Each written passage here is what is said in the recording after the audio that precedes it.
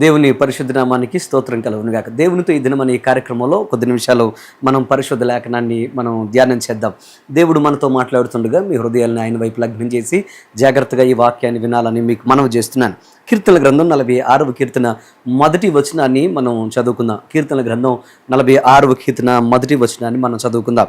దేవుడు మనకు ఆశ్రయమును దుర్గంనై ఉన్నాడు, ఆపత్కాలములో ఆయన నమ్ముకొనదగిన సహాయకుడు. నా ప్రియ సహోదరి సహోదరులారా, ఈరోజు ఈ వాక్యం ద్వారా దేవుడు మనతో మాట్లాడుతుండగా దేవుని వైపు మనం తిరిగి మనం వాక్యాన్ని ధ్యానం చేద్దాం. ఈరోజు ఈ వాక్యాన్ని మనం జాగ్రత్తగా గమనిస్తే కొన్ని పదాలు మనల్ని ప్రత్యేకంగా ఆకర్షిస్తూ ఉంటాయి. 1 ఆశ్రయము, 2 బలము, 3 సహాయకుడు అనే పదాలు మనల్ని బాగా ఈ యొక్క వాక్యములో మనకు ఈ వాగ్దానంలో మనము చూడగలుగుతాం. దేవుని యొక్క వాక్యాన్ని మీరు గమనించండి. ఆశ్రయము, బలము, సహాయకుడు. ఈ రోజున ప్రతి మనిషి జీవితంలో ఎన్నో ఇబ్బందికరమైన కష్టాల మధ్యన, కన్నీటి మధ్యన మనం వెళుతూ ఉంటాం. దేవుడు వాగ్దానం చేస్తున్నాడు ఏమనంటే, ఆయన మనకు ఆశ్రయము, ఆయనే మనకు బలము, కష్టకాలం ముందు ఆయనే మనకు సహాయమని ఆయన మనకు మాటిస్తున్నాడు. ఈరోజు ప్రతి మనిషి జీవితంలో ఒక ఆశ్రయం అనేది మన జీవితంలో మనకు ఉండాలని మనం ఆశపడుతూ ఉంటాం. ఎందుకనంటే ఒక మనిషి యొక్క జీవితం, అంటే ఒక వ్యక్తి యొక్క జీవితం శ్రమల నుండి, బాధల నుండి, అలాగే కష్టాల నుంచి ప్రశాంతంగా ఉండాలంటే ఒక సెక్యూర్ జాబ్ ఉండాలి, లేకపోతే ఒక సెక్యూర్ పని ఉండాలని ఆశపడుతూ ఉంటారు. ఎవరికైనా ఒక గవర్నమెంట్ జాబ్ ఉందనుకోండి, సరైన శాలరీ, ఒక ఫిక్స్డ్ శాలరీ వచ్చిందనుకోండి, వారికి ఎంత మాత్రం ఇక బాధ అనేది ఉండదు. ఎందుకంటే మేము చాలా క్షేమంగా ఉన్నాము, మా జీవితంలో సమయానికి మాకు జీతం వస్తుందనే ఒక నిరీక్షణతో, ఆనందంతో బ్రతుకుతూ ఉంటారు. సర్వసాధారణంగా వివాహాలు చేసేటప్పుడు సర్వసాధారణంగా తల్లిదండ్రులు ఆడపిల్లల్ని వివాహానికి భర్త కోసం వెతికేటప్పుడు ఏం చేస్తూ ఉంటారంటే, గవర్నమెంట్ జాబ్ ఉంటే వారి కోసం ఎంతైనా వారు ఎంతైనా బహుమానాలు ఇచ్చి వారిని వివాహం చేయడానికి పిల్లల కోసం తాపత్రయపడుతూ ఉంటారు. ఎందుకనంటే వారికి ఒక ఆశ్రయం ఉంది, వారికి ఒక గవర్నమెంట్ జాబ్ ఉంది, ఫిక్స్డ్ శాలరీ ఉంది, ఫిక్స్డ్ అసెట్స్ ఉన్నాయి అని ఆశపడుతూ ఉంటారు. ఈరోజు నా ప్రియ తమ్ముడు, చెల్లి, ప్రియ సహోదరి సహోదరుడా, ఒక వ్యక్తి జీవితంలో బలహీనల్లో, బాధల్లో, కష్టాల్లో, ఆశ్రయం లేని వారి జీవితాల్లో ఒక వ్యక్తికి ఈ లోకంలో ఆశ్రయం అనేది ఏదైనా ఉందా అని అంటే, ఈ లోకంలో ఏ మనిషికి ఆశ్రయం లేదు. కానీ ఆయన నమ్మిన పిల్లలకు ప్రత్యేకంగా ప్రభు అయిన యేసుక్రీస్తు వారు ఒక అద్భుతమైన వాగ్దానం చేస్తున్నాడు. పరమదేవుడు ఇస్తున్న వాగ్దానం ఏంటంటే, మన జీవితాల్లో ఆయనే మనకు ఆశ్రయము, ఆయనే మనకు ఆధారం అని ఆయన వాగ్దానం చేస్తున్నాడు. ఈ లోకంలో ఎవరైతే ఆయన్ని ఆశ్రయం చేసుకుంటారో, ఆశ్రయంగా ఉండడానికి ఇష్టపడుతూ ఉంటారో, వారిని తప్పకుండా వారిని కాపాడే దేవుడు మన దేవుడు. మీకు ఒక మాట చెప్తాను వినండి.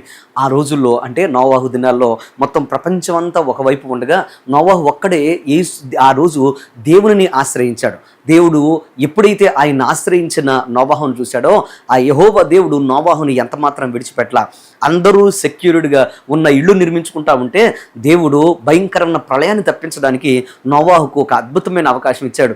ఒక చక్కని వాడను నిర్మించమని చెప్పాడు. అది నిర్మించిన తర్వాత నోవాహును, అతని కుటుంబాన్ని అందులో ఉంచాడు. భయంకరమైన జలప్రళయం ఎప్పుడైతే భూమి మీదకి వచ్చి పడిందో, అలాంటి సందర్భంలో దేవుని నమ్మిన నోవాహు ఆ యొక్క అద్భుతమైన వాడలో ఆ జలప్రళయం మీద లేచి అద్భుతంగా తన యొక్క కుటుంబాన్ని కాపాడుకోగలిగాడు. ఎందుకు ఈ మాట మీకు చెప్తున్నానంటే, బాధలు, కష్టాలు, కన్నీళ్లు, వేదనలు, అనారోగ్య సమయాల్లో మనకు ఆయన ఆశ్రయం అనే విషయాన్ని మనం మర్చిపోకూడదు. ఈ రోజున నా ప్రియ తమ్ముడు, చెల్లి, ప్రియ సహోదరి సహోదరుడా, ఎన్ని రోగాలు, ఎన్ని భయంకరమైన వ్యాధులు, జ్వరాలు, ఇబ్బందికరమైన పరిస్థితులు, అప్పులు అనేక రకాలైన క్లిష్టకరమైన పరిస్థితులను వెంటాడుతూ ఉంటే దేవుడు నీతో మాట్లాడుతున్న మాట జాగ్రత్త గుర్తుపెట్టుకో. ఈరోజు నీవు ఆయనను ఆశ్రయంగా చేసుకోగలిగితే, ఆయన దగ్గరికి నువ్వు రాగలిగితే, ఆయనే నీకు ఆశ్రయంగా ఉంటే, నీ జీవితంలో ఎన్ని సమస్యలు వచ్చినా ఆయన నిన్ను తప్పిస్తూనే ఉంటాడు. ఏ సమస్యనైనా ఆశ్చర్యకరంగా నీ జీవితం నుంచి విడిపించి నీకు సంతోష సమాధానాలను ఇవ్వగలిగిన దేవుడు అద్భుతమైన దేవుడు అనే విషయాన్ని మీరు మర్చిపోవద్దని మీకు మనవి చేస్తున్నాను. అంత మాత్రమే కాదు, ఈ రోజున దేవుడు ఇస్తున్న మరొక వాగ్దానం ఏంటంటే, ఆయన మనకు బలము. ఈ రోజు నా ప్రియ సహోదరి సహోదరులారా, ప్రతి మనిషి జీవితంలో బలహీనతలు ఎన్నో రకాలుగా ఇబ్బందులు పెడుతున్నా ఈరోజు దేవుడు వాగ్దానం చేస్తున్నాడు. బలహీనతల్లో నేనే నీకు బలమని ఆయన వాగ్దానం చేస్తున్నాడు. గిద్యోను మనం జ్ఞాపకం చేసుకుంటే, బలహీనమైన పరిస్థితుల మధ్యన, బలహీనమైన కాలంలో, బలహీనమైన ఇబ్బందికరమైన పరిస్థితుల మధ్యన నిలబడిన గిద్యోన్ని దేవుడు జ్ఞాపకం చేసుకొని గిద్యోన్ని బలపరిచి అంటున్నాడు, నీవు బలవంతుడువు, నువ్వు పరాక్రమవంతుడు, నీ చేత నేను అద్భుతమైన యుద్ధం చేయిస్తానని గిద్యోనుకు 300 మందిని సిద్ధపరిచి లక్షల కొలది ఉన్న సైన్యం మీద అద్భుతమైన విజయాన్ని ఇచ్చాడు మన ప్రభు అయిన యేసుక్రీస్తు. ఈ రోజు నా ప్రియ తమ్ముడు, చెల్లి, ప్రియ సహోదరి సహోదరుడు, మీ జీవితంలో కూడా ఎటువంటి ఇబ్బందికరమైన పరిస్థితులు మీకున్న, ఎంత బలహీనమైన సమయాలైనా మీరు గనక ఆయన చేతుల్లో పడగలిగితే మీరు అద్భుతమైన బలవంతులుగా మీరు మార్చబడతారనే విషయాన్ని మీరు గ్రహించాలని మీకు మనవి చేస్తున్నాను. 3వది, ఆయన మనకు సహాయకుడు.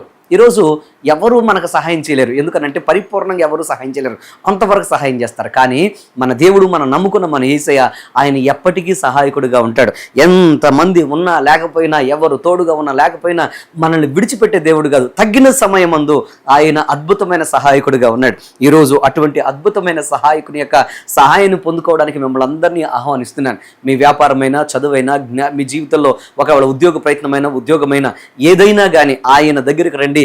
ఆయన తప్పకుండా తగిన సమయం ముందు, అయ్యా నా బలహీనత నువ్వు చెప్పగలిగితే నీ సహాయం చేస్తాడు.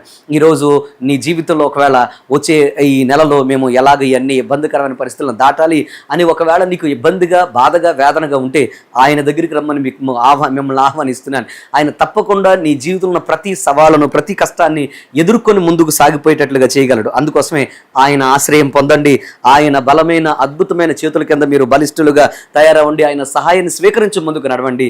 ఆయన తప్పకుండా ఈ దినమందు మీ జీవితంలో తోడుగా ఉండి ఘనమైన పాత్రలు మారుస్తాడు. దేవుడి పరిశుద్ధ వాక్యాన్ని మన వెనుకలో దీవించి ఆశీర్వదించును గాక. ఆమేన్. Let's pray. మా పరమ తండ్రి, నీ కొందనాలు స్తోత్రాలు ప్రభా. ఈరోజు ప్రత్యేకంగా ఇంతవరకు మీరు మాతో మాట్లాడినందుకు కొందనాలు ప్రభా. నీ వాక్యాన్ని బిడ్డల యొక్క జీవితంలో స్థిరపరిచి బలపరిచి ముందుకు నడిపించండి. ఏ బాధలు, ఏ కష్టంలో ఉండి బిడ్డ వేదన పడుతున్నారో, కష్టాలు, కన్నీళ్లు తొలగించి ఆనంద సంతోషాలతో వర్ధిల్లే కృప అనుగ్రహించి ముందుకు నడిపించమని, సమస్త మహిమ ఘనత నీకు అర్పిస్తుంది. దినమంతా కూడా బిడ్డలకు తోడుగా ఉండి ముందుకు నడిపించమని యేసు నామమున అడుగుచున్నాము తండ్రి. ఆమెన్. God bless you. దేవుడు మిమ్మల్ని దీవించును గాక.